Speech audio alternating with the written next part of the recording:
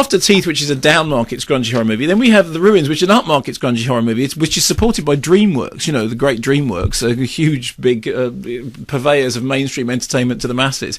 And it's written by the same guy who wrote A Simple Plan. And the plot is essentially The Beach meets Apocalypto via Day of the Triffids, with a little bit of the necrotizing flesh of cabin fever thrown in for good measure. So you get a group of holidaymakers, right? And the holidaymakers over, you know, across the border, and they are given directions to a sort of Mayan temple, which you mustn't ever go to because it's way off the beaten track. So of course they go there. One of them's looking for somebody else who's his brother who's missing anyway. So they go there and they get there and they find this kind of pyramid-like structure, which is overgrown with overgrowth. Right. And then the next thing that happens is the locals turn up and surround the pyramid, and they realise the locals aren't going to let them go, and the only thing they can do is go up onto the pyramid. Where the overgrowth is? Where the overgrowth... Do they go over it, or do they They go part through it? the overgrowth, and the overgrowth then continues to overgrow, and they realise that the locals aren't going to let them off, ever. It was alive. It knows we're here. We just have to go. We have to go. Can't do that, Stacy. Jeff, you didn't see it. Okay? I'm not staying here. If we try to leave, they kill us. Matthias can't move. I can't just leave him here. Okay, maybe we don't all have to go. I mean, I could go. I can get help. They have guns, Eric. There are 50 of them. 60. They killed that little kid, Amy. Okay, so you guys make a distraction. I can make it to the Jeep. It's too I can do dangerous, Eric. We have to wait. Wait for what? We're being quarantined here. We are being kept here to die. And the thing they're being quarantined from is the overgrowth. Right, what? The stuff that's growing It's the over? stuff that's... Okay, now... And they should have gone round it. No, they can't. Instead of through it. You know, we can't... What's that thing? Going on a bear We didn't hunt. go under it. We didn't go... Yes, exactly. That's the... What's that? It's a children's rhyme, isn't it? We're going on a bear We're hunt. going on a bear hunt. Going to catch a big one. Going to catch a big one. We're not scared. Yeah. As it sounded like Doctor Who. We can't go...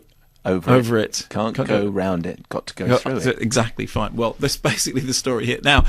Should we do an audiobook? No, yes. Without wishing to give away the details, Hello, all you children. need to know is... Uncle Mark has a few stories for you.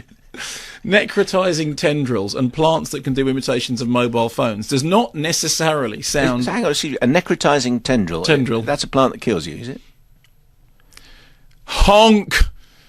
Okay, so you see that you do this all the time, and then I get accused of giving away plot details. Well, I hint haven't towards- said no, anything. Okay, fine. You then said so- necrotizing tendril. Yes, What exactly. else is it going to do? It can be anything. It's not going to just wave in the wind. Is it? I don't even know why I bother to make notes, because honestly, with it, You make notes. No, I know. No, I made a note in this case because this is what the BBFC said about the film. Beware of the necrotizing It's tendril. rated 18 for strong bloody violence and gore, and it describes the scenes. It says we see in gruesome detail some stuff happening, and then the second gory scene occurs when something else happens that's even more, and then even the description of it is pretty rough. It's shot by Darius Konji, who shot The Beach, and it's 90 minutes long, and it's 18 rated, which means it's like watching an old X certificate horror movie. And the thing that I liked about it is it's not original. Clearly, you can see all the movies that it's based on, and it's not earth-shattering in that there's no great moment in it in which you go, oh well, wow, I've never seen that sort of thing done before. But as a sheer nuts and bolts exercise in